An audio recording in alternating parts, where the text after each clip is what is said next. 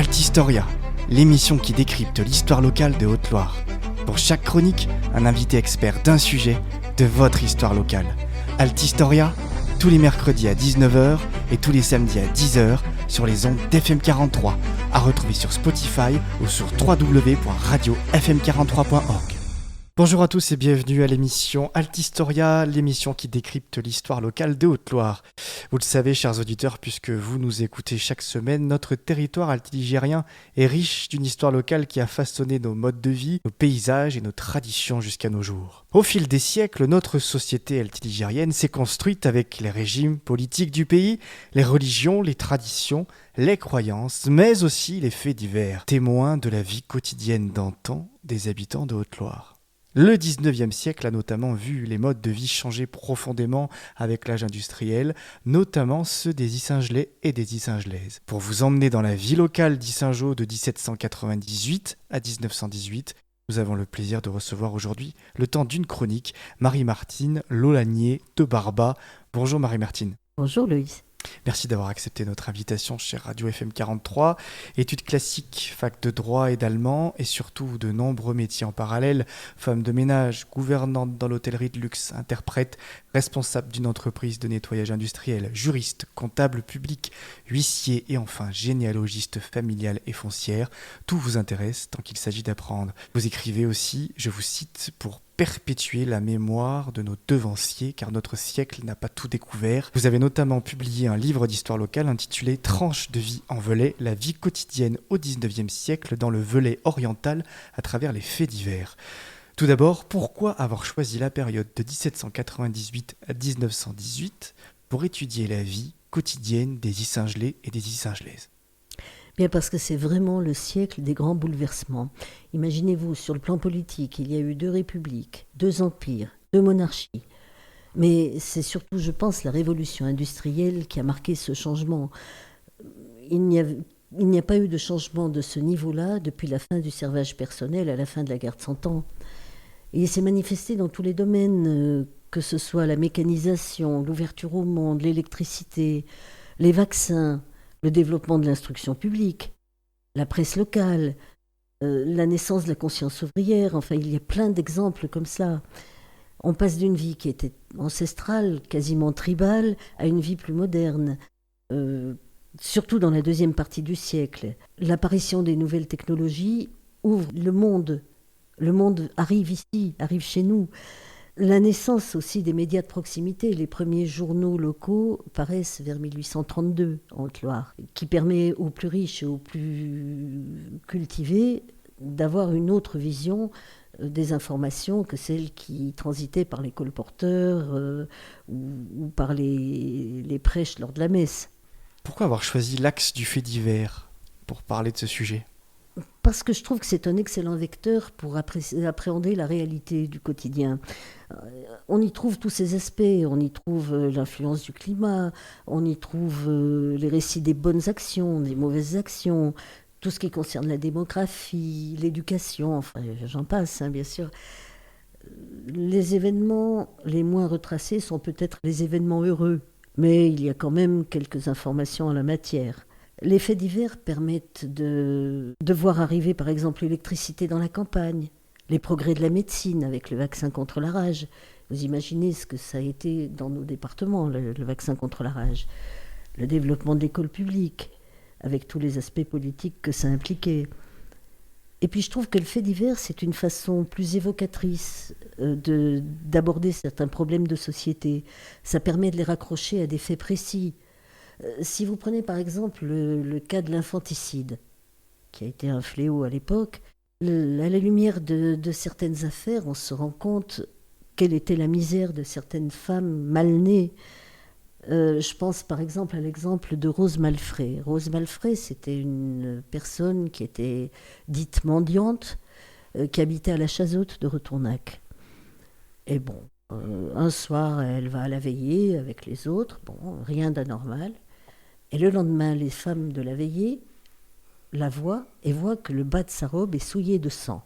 Donc, elles attendent qu'elle s'en aille. Elles profitent de son départ pour aller fouiller chez elle. Et elles se rendent compte, à force de fouiller, elles trouvent un placenta au fond de l'écurie. Alors évidemment, branle-bas de combat, tout le monde va la dénoncer et tout ça. Mais à quoi tiennent les choses? Si Rose avait eu les moyens d'avoir une deuxième robe, est-ce que les voisines auraient remarqué quoi que ce soit? Probablement pas, et personne n'aurait rien su. Et en fait, pour finir l'affaire de Rose Malfray, elle a été simplement condamnée à 2 ans de prison et 600 francs d'amende alors qu'elle aurait pu risquer la mort.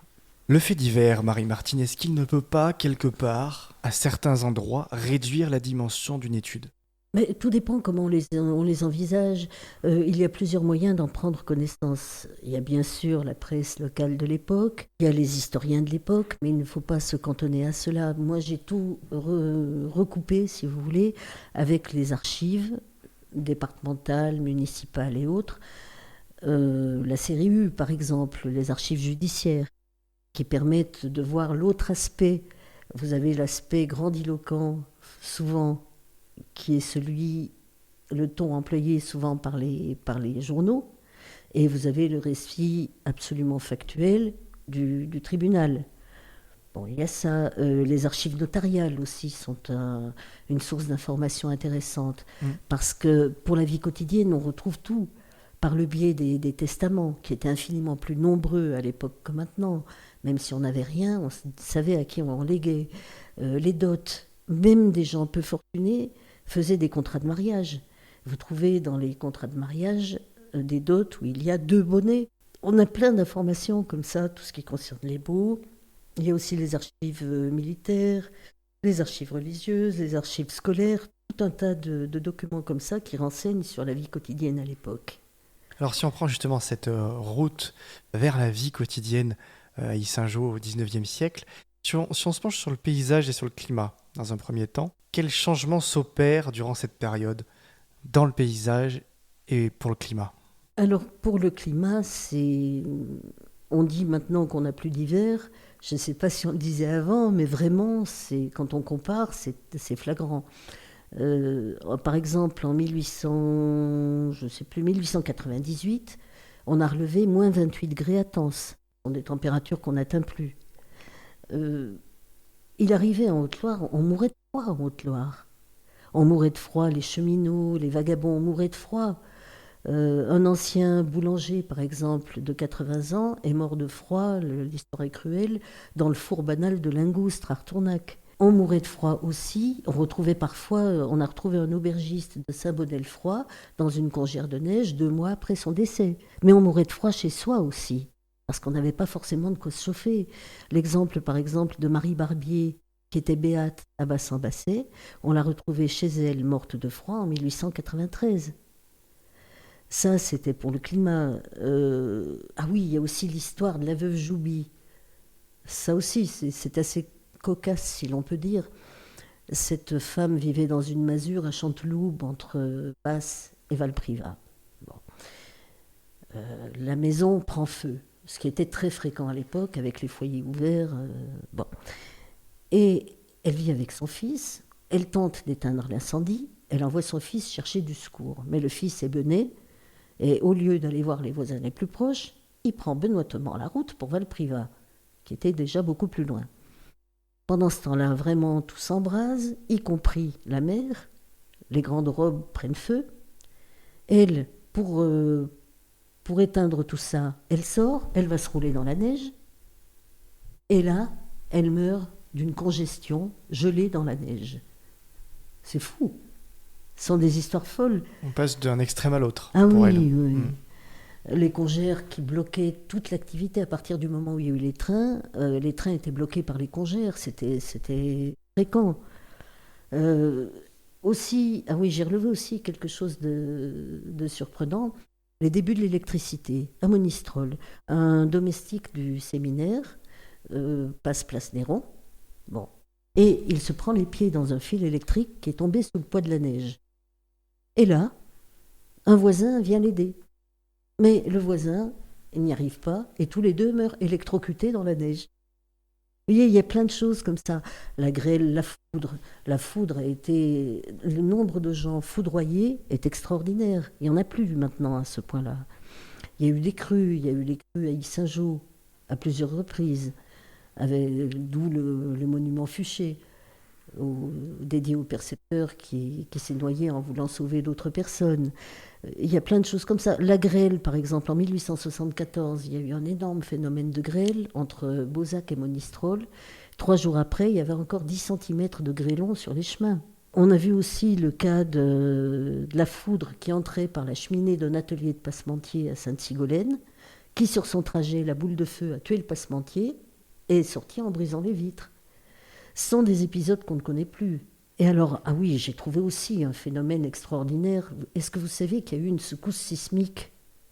Il y a eu une secousse sismique en 1909 qui a traversé la Haute-Loire. La terre a tremblé plus de 10 secondes à Yssingeaux en faisant bouger tout le contenu des placards. Quant aux routes, alors les routes, il y avait peu de routes. Il y avait 3000 kilomètres de chemins vicinaux en Haute-Loire et il y avait seulement 400 kilomètres de routes impériales. Bon, le reste, donc, c'était des chemins qui ont été, pour certains, améliorés, élargis,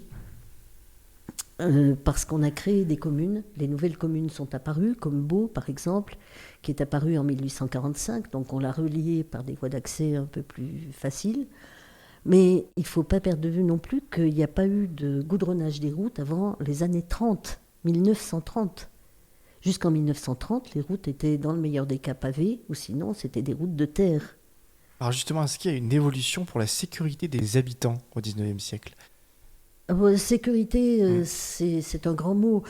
Vous avez la sécurité domestique. Alors ça, c'était une catastrophe, vraiment. Parce que sécurité domestique, il n'y en avait pas.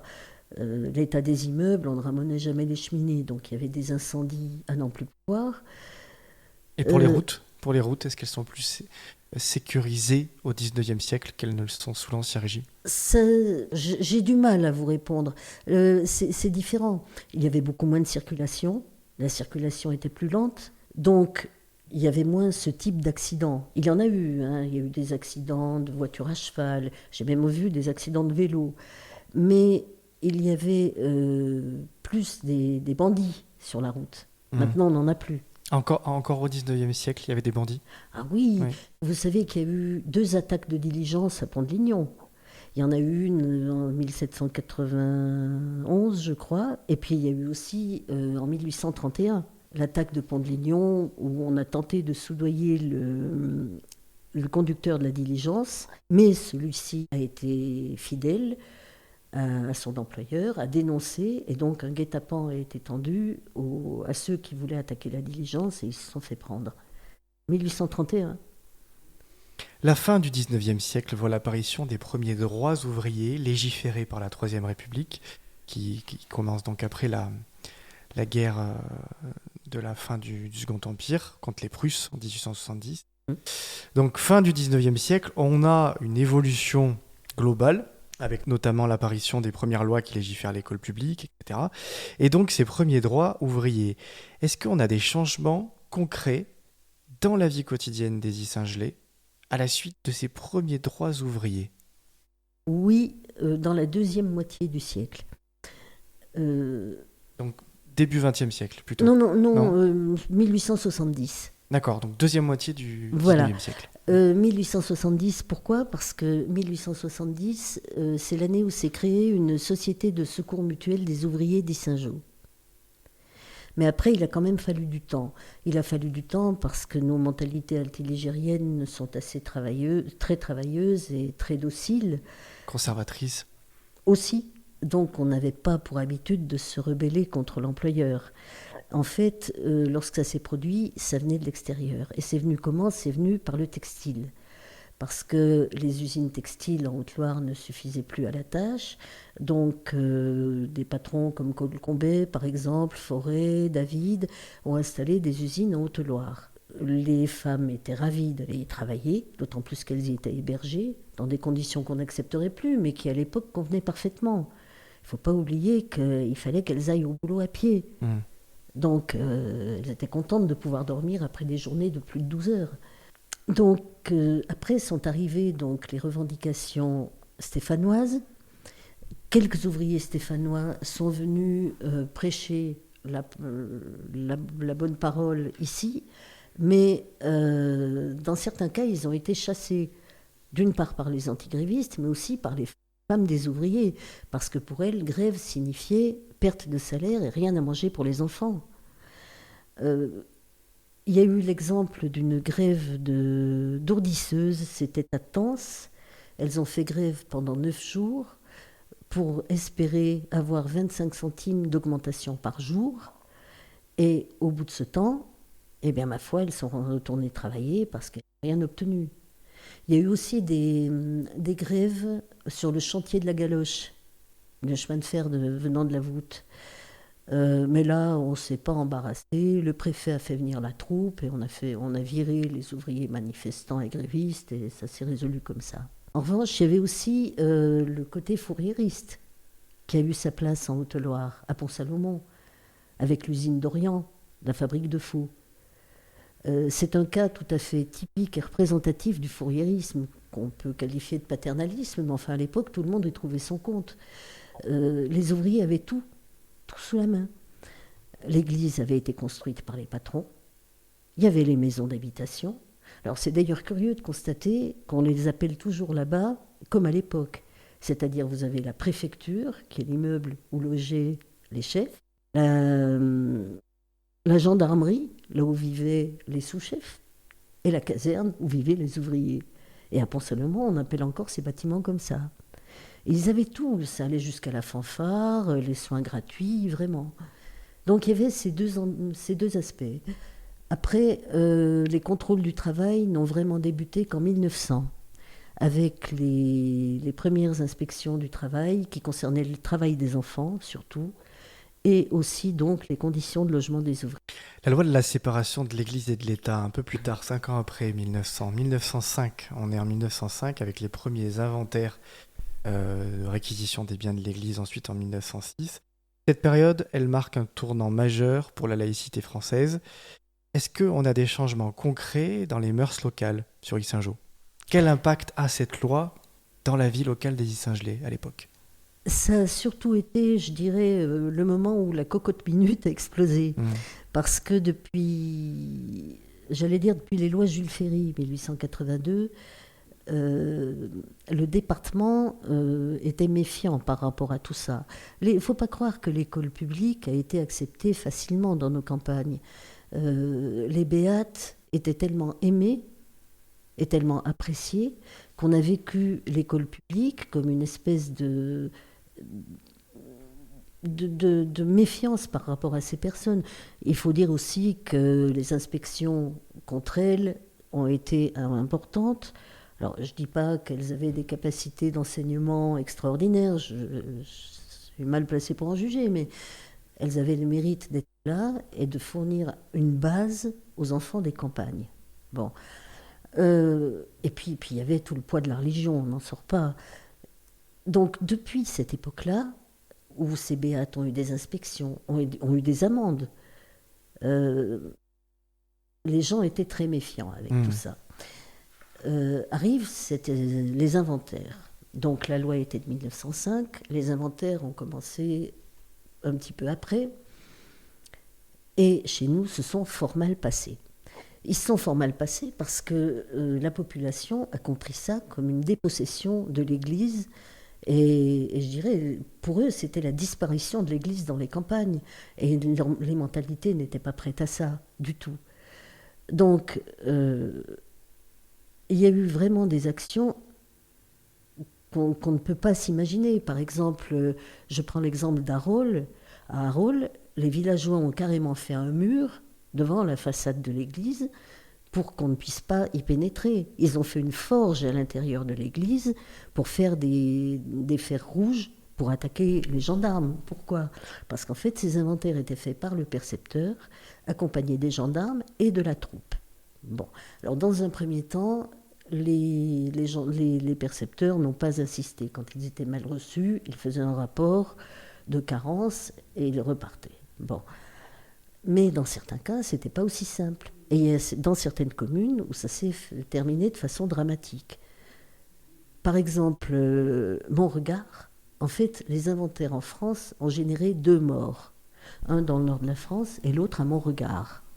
Il s'appelait Régis André, et donc il est mort lors d'un affrontement avec la troupe. Cette affaire a duré assez longtemps. Quand on compare les deux versions, celle de Régis André sur son lit de mort, il a fait une déposition devant notaire, et celle des gendarmes, on se dit que bon, c'est pas la même histoire, quoi. Mais bon, peu importe. Toujours est-il qu'après tout cela, c'est monté jusqu'à Paris, l'affaire. Clémenceau a pris tout ça en main en disant, en gros, il y en a marre, il faut que ça cesse, et on emploie la manière forte. Et là, les inventaires ont été menés, et puis la population s'est un peu résignée, et finalement, les inventaires ont été faits. Ça s'est passé, je pense, mieux que ce que ne craignaient les villageois, en ce sens que les églises n'ont pas été fermées, détruites, comme ça avait pu être envisagé, et ils ont pu continuer leur culte, voilà. Dans vos écrits, vous parlez d'évolution progressive de la morale. Qu'est-ce que vous entendez par morale et par progression de la morale? Par évolution progressive de la morale. Qu'est-ce que c'est que la morale? Je ne suis pas philosophe. Bon, vous entendez quoi dans ces mots? La morale, pour moi, enfin, ce qui me semble le plus... La morale, c'est quoi? Ce sont les règles qui permettent à une société d'exister. Qu'est-ce qu'elle bien, qu'est-ce qu'elle mal au sein d'une société. Donc ça fluctue selon l'époque et selon les sociétés. Vous avez des sociétés actuellement où lorsqu'un vieillard épouse une gamine de 8 ans, c'est moral. Bon, vous en avez d'autres. Bibliquement, lorsqu'Abraham ne voyait pas d'inconvénient à tuer son fils, c'était moral. Les Romains, l'infanticide chez les Romains, c'était non seulement moral, mais c'était une règle. Donc bon, c'est pour ça que tout varie selon les époques. On ne peut pas faire de règles générales, je pense. Et à cette époque, au 19e siècle, ici, donc dans la région Ille-Saint-Gelais, qu'est-ce qui bouge en termes de morale? Qu'est-ce qui devient de plus en plus acceptable? Comment la morale se transforme à cette époque-là? Bien déjà, il y a l'ouverture au monde extérieur qui fait que on n'est plus autocentré. On voit d'autres choses, on voit comment les choses se passent ailleurs. Il y a des gens qui viennent, pour les grands chantiers par exemple, il y a des gens qui sont venus voir de l'étranger travailler. L'apparition, effectivement, on en parlait des syndicats, a fait voir aussi une autre morale que la morale de l'Église. Il y a eu tout cet aspect de changement. Il y a eu aussi, je pense, la baisse de l'illettrisme qui a été extrêmement importante. Parce que l'illettrisme était vraiment quelque chose de très répandu. C'était la norme. À un moment, je crois que seulement 14% des filles savaient lire. Et on vient pailler le problème, notamment avec les lois Ferry, avec l'école publique. Et justement, quand on regarde tous ces thèmes qu'on aborde depuis tout à l'heure, l'école publique, la loi de séparation des églises et de l'État, on a l'impression, les droits ouvriers, on a l'impression que tout ça, c'est plutôt tardif en Haute-Loire. Est-ce que toutes ces réformes-là, toute cette évolution de la société portée par la Troisième République, est-ce que ces évolutions, elles mettent plus de temps à arriver en Haute-Loire qu'ailleurs? Je pense qu'elles mettent autant de temps que dans les autres zones rurales. J'allais vous demander, y compris dans les villes. Donc ça veut dire que ça vient... les personnes qui habitent dans les villes à ce moment-là ont déjà une meilleure acquisition des valeurs républicaines que les territoires ruraux. Je pense, parce que déjà la population est plus nombreuse, donc les sources d'information varient aussi, sont plus nombreuses. C'est clair, oui, je pense que c'est important ça. Oui. C'est un territoire enclavé, la Haute-Loire à l'époque. Et oui, bien sûr, oui, tout à fait. Tout à fait. J'ai relevé aux archives une gravure de ce qu'était la Nationale 102 à Polignac à l'époque. C'est quasiment... on ne voit même pas que c'est une route, quoi, à l'époque. Quel changement voyez-vous pour demain, Marie-Martine? Mon Dieu. On parle du passé, là, on a parlé longtemps du 19e siècle. Oui. Ce que je voudrais, moi, c'est que certaines choses ne changent pas. C'est-à-dire, par exemple, l'accès à la culture. Je voudrais surtout qu'il se développe et que la culture soit réelle, que les gens restent curieux, qu'on ne se contente pas de ce qu'on a pu lire dans des médias plus ou moins crédibles, de ce qu'on a pu voir aussi dans des médias pareils, qui ne sont pas forcément toujours objectifs, et surtout qu'on vérifie, qu'on ait la curiosité d'approfondir et de vérifier. Dans un monde où on a l'accès à l'information ultra facile, parfois trop, effectivement, vérifier ses sources. Absolument. Ça vient. Une petite anecdote contemporaine, j'ai voulu voir ce qu'était l'intelligence artificielle. Or, j'ai justement, à propos des faits divers, j'ai dit, un ami m'a dit, il y a une appli géniale pour faire des diaporamas. Bon, donc j'ai tenté le coup, et j'ai tapé faits divers, Yssingeaux, 19e siècle. Et en quelques secondes, j'avais un magnifique diaporama, mais avec des choses complètement inventées. C'est-à-dire que, par exemple, il m'a sorti l'attaque de la Banque de France à Yssingeaux en 1868. Sauf qu'il n'y a jamais eu de Banque de France à Yssingeaux. Donc, méfiance. Merci Marie-Martine d'être venue parler sur Radio FM 43 dans nos studios des tranches de vie yssingelaises au 19e siècle. Merci à vous, Louis. Merci à vous, chers auditeurs. J'espère que vous avez passé un agréable moment en notre compagnie. Je vous souhaite une bonne soirée ou une bonne journée en fonction de l'heure à laquelle vous m'écoutez. Et je vous donne rendez-vous la semaine prochaine pour une autre émission Altistoria. Altistoria, l'émission qui décrypte l'histoire locale de Haute-Loire. Pour chaque chronique, un invité expert d'un sujet de votre histoire locale. Altistoria, tous les mercredis à 19h et tous les samedis à 10h sur les ondes d'FM 43, à retrouver sur Spotify ou sur www.radiofm43.org.